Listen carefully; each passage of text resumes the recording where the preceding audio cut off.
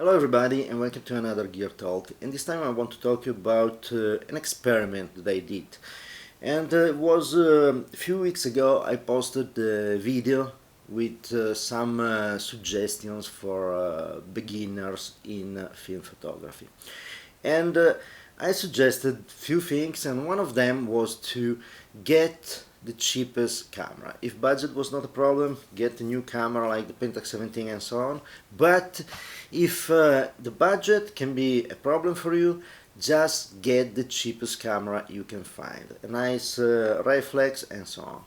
Then I realized that yes, it was a good suggestion, but still I go around with cameras that has a little bit more value. I go around with something like the cheapest I have is probably a Pentax MX with the and I use it normally with the 55mm, so it's a camera that is in the order of some $100 bills. So I decided to why I don't put my money where my mouth is, and I went on eBay and I looked for the cheapest SLR camera that I could find.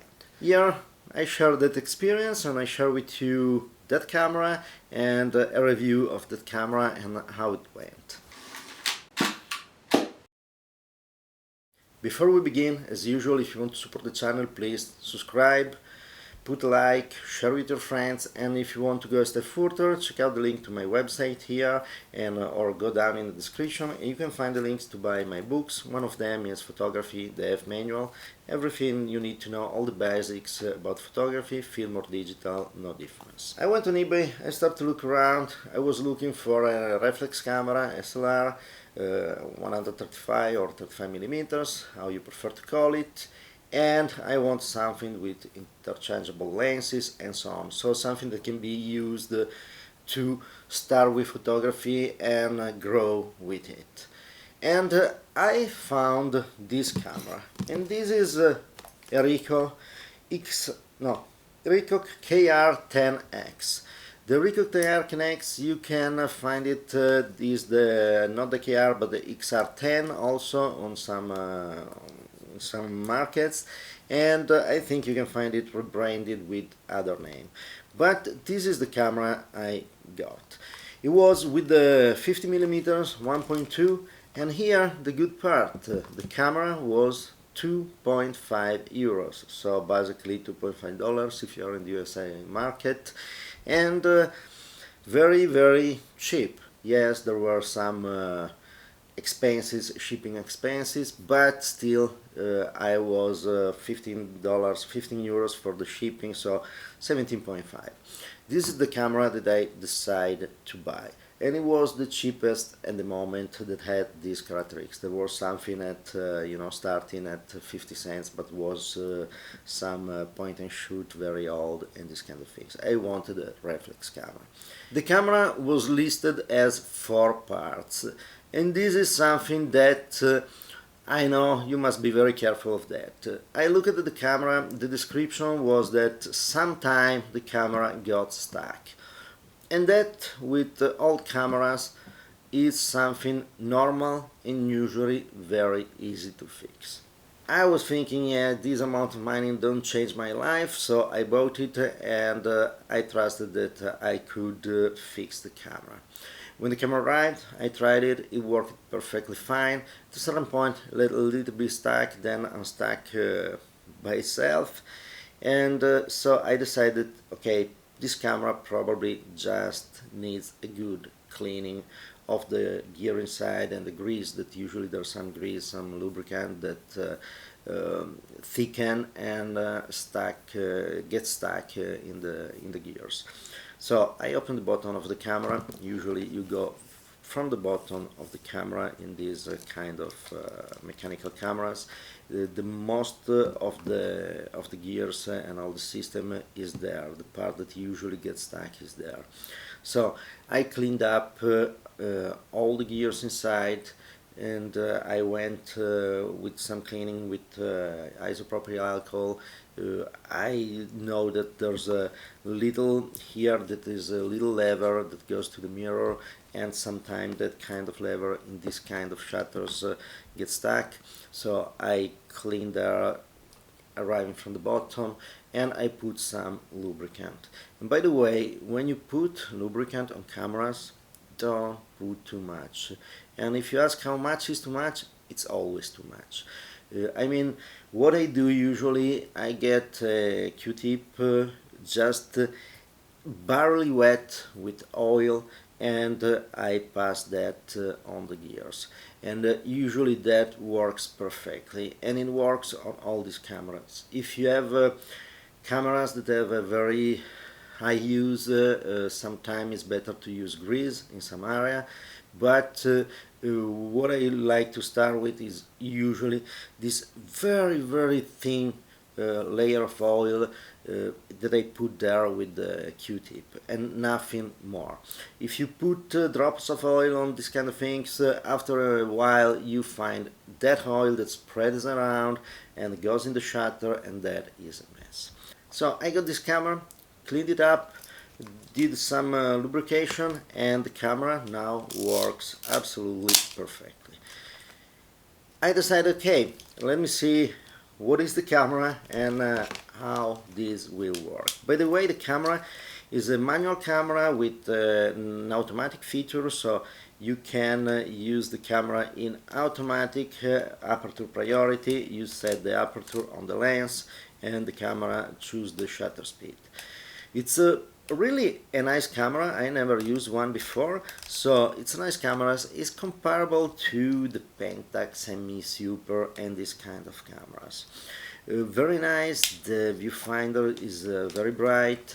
There's the split image that is diagonal, by the way. See, this is something a little bit different from the cameras. Usually they have the split screen that is horizontal. There's 45 degree, so you can use it on bottom vertical and horizontal lines. If I have to be honest, some people loves it. A lot of people loves it that is 45. I still prefer the traditional horizontal and eventually tilt the camera. I'm not that good to put the 45 split image in the right place. I really prefer the horizontal one, but it's good and a lot of people love it, so that's something that is positive.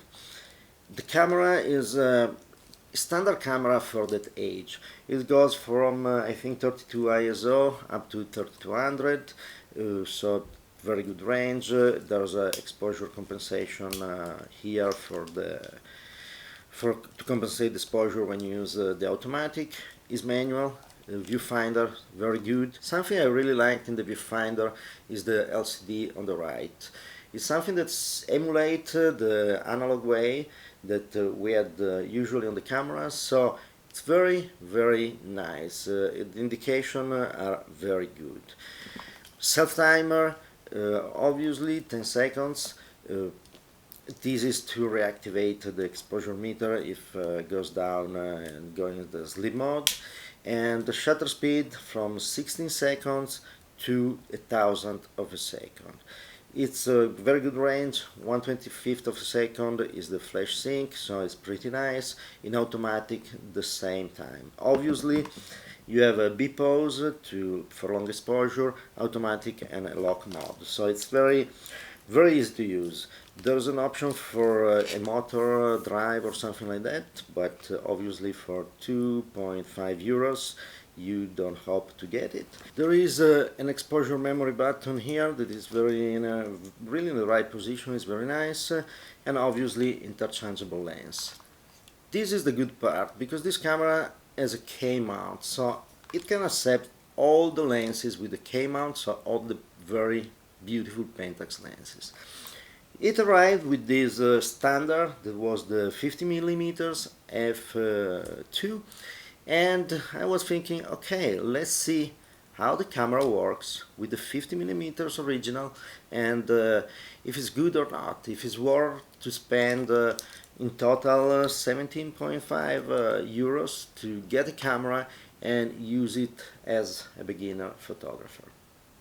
I also want to see if the camera worked with the film in, and it worked perfectly.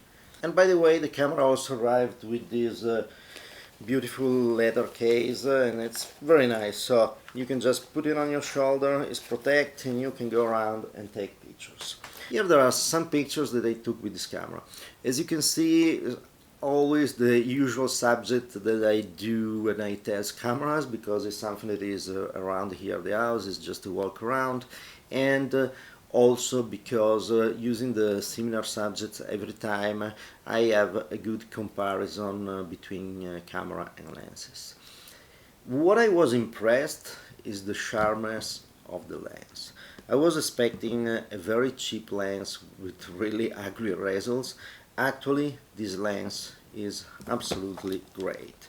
If you stop down a little, it's a perfect lens. Obviously, f2 is not an f1.4 and all these kind of things, but for a beginner, f2 is more than you need. I know that there's this trend right now to have lenses that are always absolutely wide open, and that can be something, yes, important if you do low light situation, if you do a lot of portraits and you want very shallow depth of field and so on. But it's nice also when at f2 you can really do great things, and if you do landscape, if you do this kind of photography, you usually have your lens a little bit closed down because you want some depth of field. So fantastic lens for a beginner, fantastic lens to have. It's light, the camera is light. The construction of the lens sounds metallic, but I don't know if it's metallic or really good plastic. Touching, it's metallic probably, and it's nice. The pictures were great. The sharpness, as you can see in these details here, for example here in this landscape, if you just enlarge the clock of the tower, you can read it. It's pretty impressive. So I did few pictures around. The exposure meter worked perfectly. By the way, the images were made on a T-Max 100, I think it was. Yes, T-Max 100. And it's a film that I don't like that much, but I had it around. Usually it comes, for me, I don't know why, I always find the T-Max to have too low contrast in the mid-tone and at the same time not that much range. So it's something that every time I get the negatives developed, I look at them and I think they are kind of flat and too gray for my taste. But it was the film I had around. I took it, I developed it in Ilfotec HC, so the equivalent of Kodak HC110, and those are the results. Obviously, when I do the test, I also do something that is a little bit more precise. Yes, it's not a precise test with specific targets and so on, but I just point the camera to the library I have in front of me right now, and you've seen it probably in other tests that I made, the one of Pentax K3 monochrome and so on. I always use this kind of library behind me, and bookshelf behind me. And so I took the pictures, different aperture of the lens, and you can see them here. And obviously if you start with f2, it's yeah, not the best. If you go take a look inside to the details, also in the center of the image, there's some kind of not precision in the image. The kind of splitting images that goes on, the quality is not the best. But as soon as you go to 8, 4, 5, 6 and so on, you see that the quality of the image really improve, the sharpness really improve. What I noticed that arriving at f16 there was a little bit a change on the exposure. The negative was much a little bit overexposed, and that I don't know if something changed, but it was in automatic, the camera, so I really don't know what happened there, but it's something that I noticed in all the pictures that I took at f16.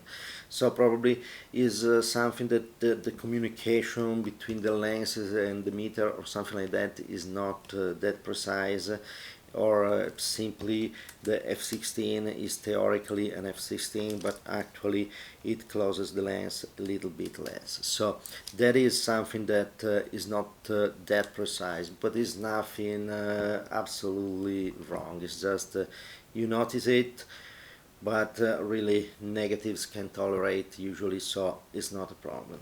At the end of the game, was worth to invest the money in this camera? Yes, absolutely. And if you are a beginner, something like this, I know that the cleaning and the fixing, you must be really able to do this kind of things. You must have the right mentality to do it, but it's not that difficult. But if you don't want to do it, you can get probably for this camera for 20 bucks plus shipping, so it's not that expensive also if it's in working condition. And Ricoh has different cameras, in all of them are pretty good like this. The construction is really good, the feeling of the camera, yeah, a little bit plasticky, the leather there, but it's nice. It's a nice camera. You can spend $20–30 with the shipping for a camera like this, spend a couple of $100s on film, and really see if you are inspired by film photography, if you like the process, and so on. And that was nice. It's very nice camera. During the 70s, I think, this camera is from the 70s, 80s, something like that. I didn't research it for the video, sorry, my fault, but I think it is around 70s, 80s. And from that period of time, you can find a lot of different cameras that are were kind of the cheap version of other cameras, and they work perfectly if you don't have to, if you don't need something that is for strong uses, sure reliability and all this kind of things. If you're not a professional from the 70s or 80s and you imagine to be a professional with film, so you didn't know if the pictures were good until you arrived at after a few days after developing. So you needed a camera you were sure about, and cameras that took hundreds and hundreds of pictures every day, so they need to be kind of very strong and so on. This kind of camera we're lacking a little usually on that side, also if the shutter is the usual Seiko, I think, so that is common to all the cameras, but this camera were not designed for a very hard professional use, but for the use that is done right now by film photographers, these cameras are fantastic and reliable. And you can find Ricoh is one, Pentax, let's say, that gave the K-mount for the lenses as what we define as open source right now, or licensed this to almost everybody. So there were a lot of cameras with the K-mount bayonet, and there was Canon, for example, and a lot of other cameras, the Prost, Ricoh, and a lot of others, really. So if you search around, you can find cameras like these that are absolutely cheap, and they open you up to a world of possibilities, because you can then upgrade the lenses and got some very good Takumar lenses. Every time I say 55 1.8 I have on this camera is one of the best. So you can go on and put better lenses on the camera and grow with that. When you feel the need to change the camera body because you need something different, you can change it and keep the lenses. So it's a nice way to enter in the K system. By the way, the K system, if you get a new Pentax, that is the K1, K3, the K3 monochrome, and so on, all this beautiful digital body, you still can use all the lenses on them. So it's a very nice way to enter film photography, keeping an eye open for the future, also eventually with a digital aspect beside the film aspect. At this point, what do I do with this camera? This is very simple. I like to do some projects, and I did it with the Spotmatic. You can see the video here.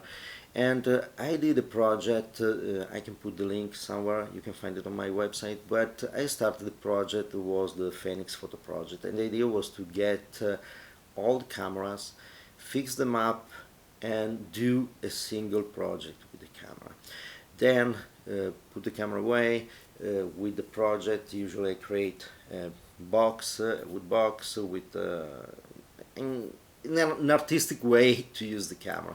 And for every camera, I want to do a specific project. So that's the idea, and this camera will sure go there with this kind of project. And when the project is done, I will sell the camera and sell the project and see if the market see it as something that is artistic. In the case of the Pentax Spotmatic, the first one I did, it was, I want to mention on the London Creative Competition. It was really nice thing to do, and I had a lot of fun doing it. So all these cameras, the old cameras that I get, I fix, and I don't want to keep for my everyday use because I have other cameras that I use for that. I go with some sort of projects, with the Phoenix photo projects, and I go and I do something like that. So keep tuned, I will show you what I do in the next months and what is the project. This said, cheapest camera on eBay. I got it, it was fantastic, and you can do film photography with as low as 2.5 euros plus a little bit on shipping expenses. And you can find them, you can start them, and you have no excuse to not try film photography if you like it. You really have no excuse. Just get a camera like this, like a Canon, something standard from that era, from the 70s, mechanical camera with some automatic, in this case the automatic shutter, electronic shutter, and all these things. You have no excuse. Go there, get a cheap camera, get the cheapest camera you can find on eBay, or at least a very cheap camera you can find that sounds good, and use it. Try it, have fun, buy films, develop films, print, and you will discover a world that you can fall in love with it or hate it. This is up to you. But you can do it, you can do this discovery with something that is 2.5 euros. By the way, Ricoh, beautiful brands, great camera. Thank you very much for watching, and see you next time.